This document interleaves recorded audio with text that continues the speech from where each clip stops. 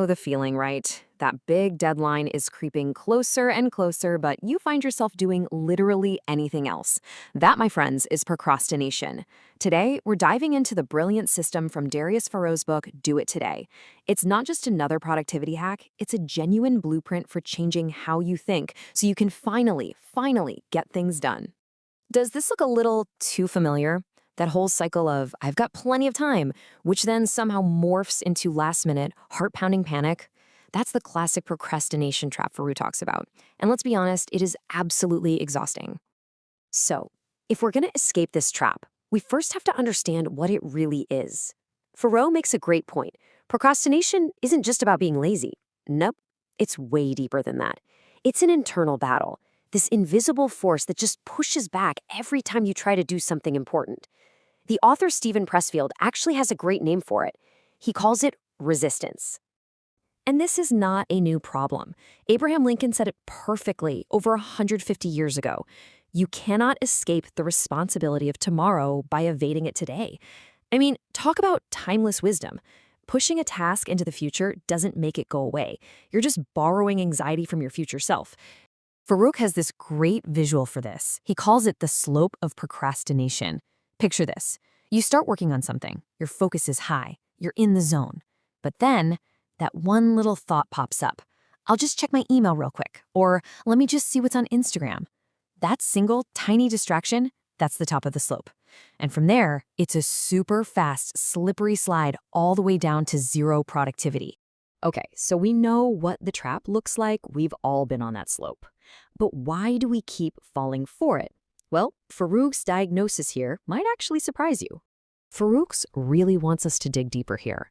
We tell ourselves things like, oh, I'm just lazy, or I'm so bad at time management. But what if those aren't the real problems? What if they're just the symptoms of something much, much bigger? And here it is. This is the core of Foroux's argument. He says, life is too short to do work you don't enjoy.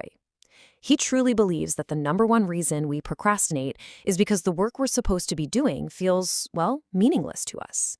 When a task just doesn't connect with your values or your goals, it feels like a chore, and your brain will do anything it can to escape. But it's not just about meaningless work. Oh no.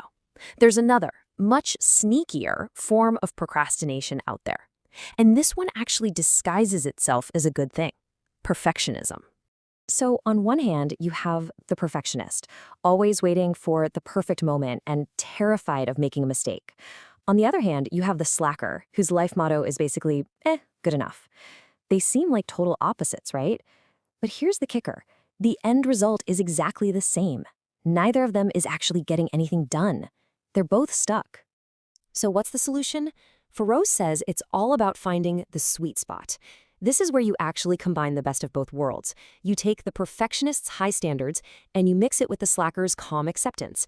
And it's all powered by what he calls learned resourcefulness, which is really just a fancy way of saying you learn to see problems as puzzles to solve, not as roadblocks that make you quit.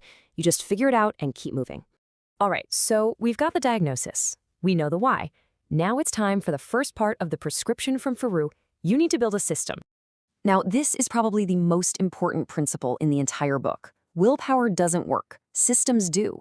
Think about it. Willpower is like a muscle. It gets tired. It runs out. You can't just rely on feeling motivated all the time.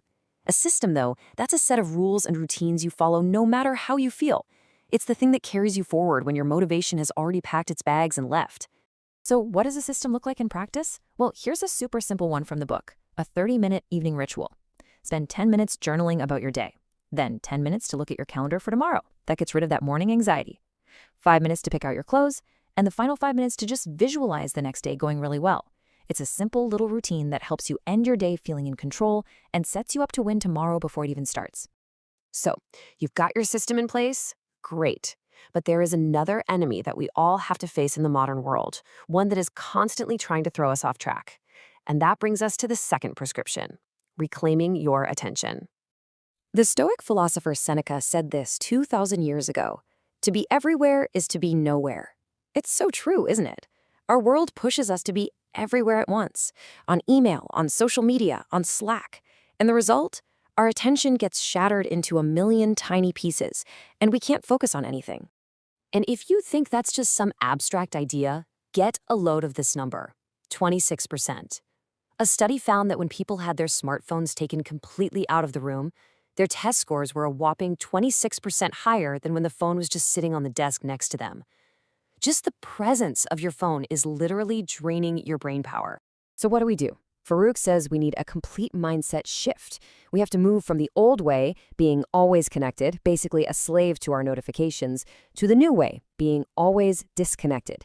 Make being offline your default setting. Keep your Wi-Fi off, keep your data off until you consciously decide you need to turn it on.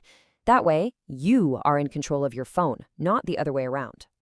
So after all of this, after the diagnosis, the systems, the attention management, it all comes down to this one single question.